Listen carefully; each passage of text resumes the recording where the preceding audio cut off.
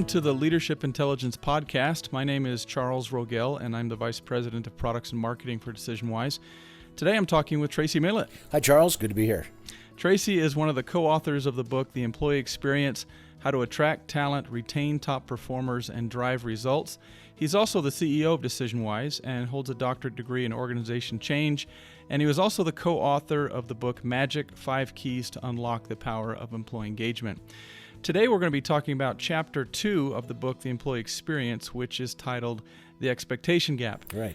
And Tracy, in this book, the chapter kind of starts off talking about broken contracts, and one of the interesting, funny stories, I guess, was about this hairy hand legal case. Right.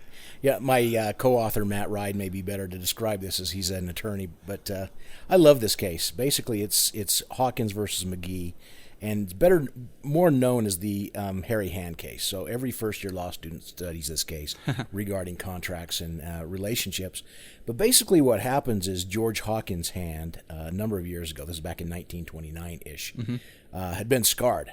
Basically what happened is he turned on a light switch in his family kitchen and burned his hand. Or something, his hand, exactly. So McGee, who was a doctor, approached Hawkins about fixing the hand. This was 9 years later, and said, I can guarantee you a 100% good hand. And so they got excited about this. And unfortunately, as they were doing this, Hawkins used a skin graft, Dr. McGee used a skin graft from Hawkins' chest for the skin graft on his arm. On his hand, and basically the palm of the hand, what happened was, love this story, the palm of Hawkins' new hand wound up sprouting hair. Oh my gosh. So the case of the hairy hand, insert your favorite punchline there, whatever you choose to do there. But what happened out of that was that the court awarded Hawkins expectation damages. And this was based on the difference between what he promised, which was a 100% good hand, and what he actually received. Yeah. So this has obviously been going on for a long time, the whole idea of expectation and expectations gaps. So it reminds me one of my first jobs, my first employment. So let's take this out of the legal realm, out of the courtroom, and back into the boardroom here. I remember one of my first jobs was working retail, and I enjoyed the job. It was a good job, and it came upon the holiday season.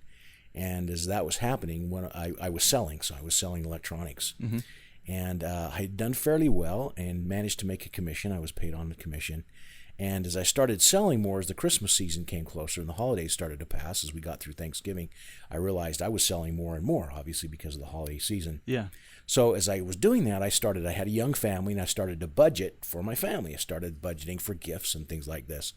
And you spent your bonus on your commission already. I basically spent my commission before it even happened. And that was exactly what had happened. I expected, based on my sales, to get a certain amount. Yeah. Well, what happened is 3 days before Christmas, my boss sat down with me and said, you've been doing a great job with selling. Now, I have some bad news, and the bad news is that I wouldn't be getting my entire commission, and the reason I wouldn't be getting my commission is because he felt that the added sales were due to his efforts in advertising. Oh, man.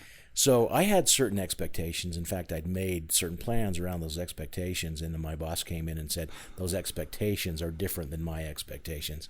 That's a good example of what we call the expectation gap. Obviously, I didn't last long at that organization, but that's a good example of what we refer to as the expectation gap.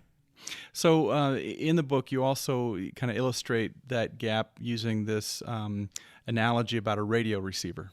Yeah. Well, it's important to understand that every relationship and every relationship between two entities or two parties has what we refer to as this expectation gap. And we use the analogy of a radio transmitter and receiver to explain this a little bit better. So as the signal comes from the transmitter, so the radio station in this case, the further you are away from that, the more distorted your signal becomes. Okay. This happens in organizations as well. The further you are from the original source, that distortion increases. So, for example, if I have certain expectations and the organization has certain expectations, the further I am from the source of that, the greater the likelihood of there being a gap between what's expected and what's actually delivered. Yeah. We see this all the time when it comes to employee communications as well. An organization may think they're communicating their intent very well, where the employee, you ask that employee, and the message has been completely distorted by the time it gets to that employee. Yeah, and they're implementing different programs or doing something entirely different than what was intended. Well, and I'll refer back to that story that I told about my boss as I was selling in retail. the management team had always understood this. This is exactly what they'd done for years and years, is they reduced the amount of commission.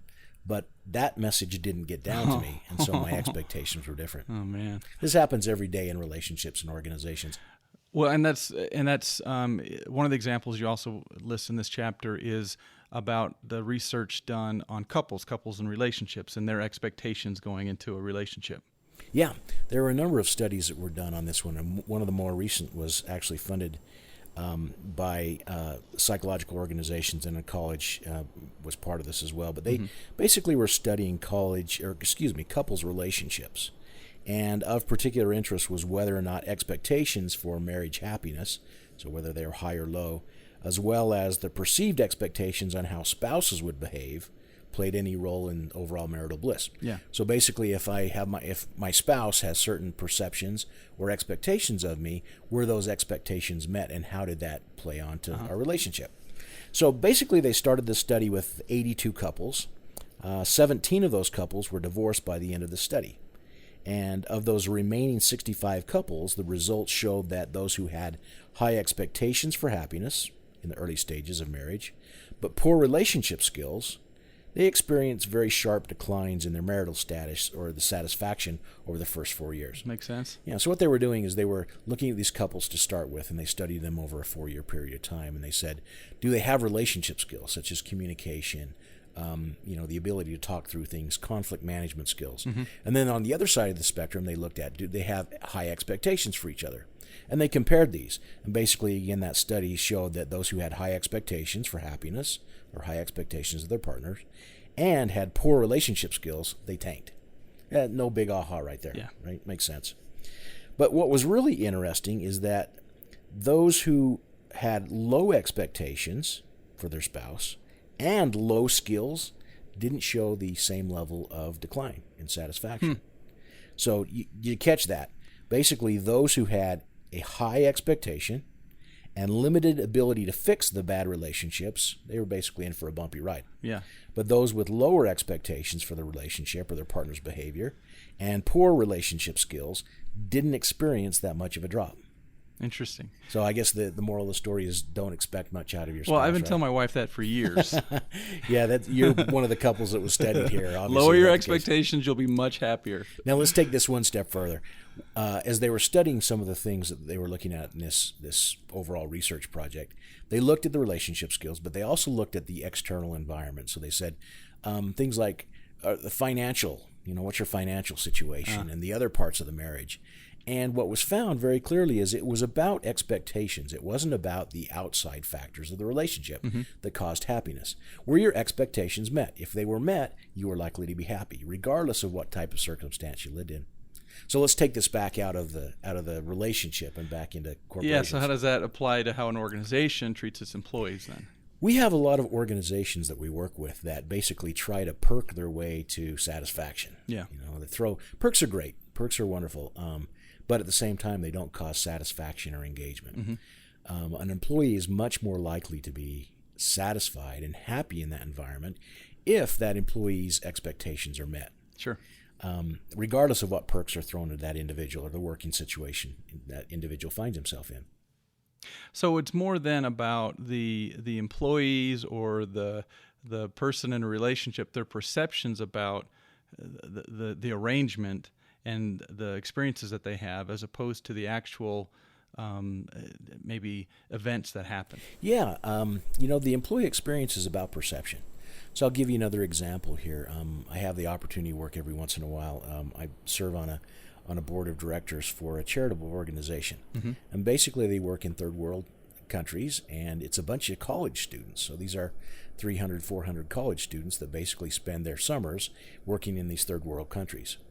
And they work in some very difficult situations. In fact, I remember last time I went down, I happened to be in Peru, and I was there with my wife. She went down with us to do some of this work to spend some time with these college students, who, by the way, pay for this experience. They're not paid to do it. Yeah. So they're paid to live in these conditions and work in difficult situations. And my wife and I went down there, and we realized that, first of all, they took us to this room on the second floor of a cement building, and 19 of us slept in this very small room together on the floor. Wow. And that's how these students had been living for the bulk of their summer. Yet they willingly chose to do that. They weren't getting paid. Remember, they paid for this experience because they knew what that expectation was. They're very, very clear that they would be in situations that weren't the best situations, but they would also be helping other people. So their expectations, even though they lived in these difficult situations, their expectations were fully met. That's the reason why you have medical professionals who are willing to give up their lives and work in Africa. They know what those expectations are, but they know what the rewards are. Yeah, and they anticipate those rewards as right. well. Yet we have employees who complain because they work a 35-hour work week and the latte machine is broken for the day. Right? It's about expectations. Interesting. Well, Tracy, thanks for the brief overview of Chapter 2 of the Employee Experience. We were talking about expectation gaps. You can get a copy of the book on Amazon or any other book reseller. The Employee Experience, How to Attract Talent, Retain Top Performers, and Drive Results is published by Wiley. Thank you. Thanks, Charles.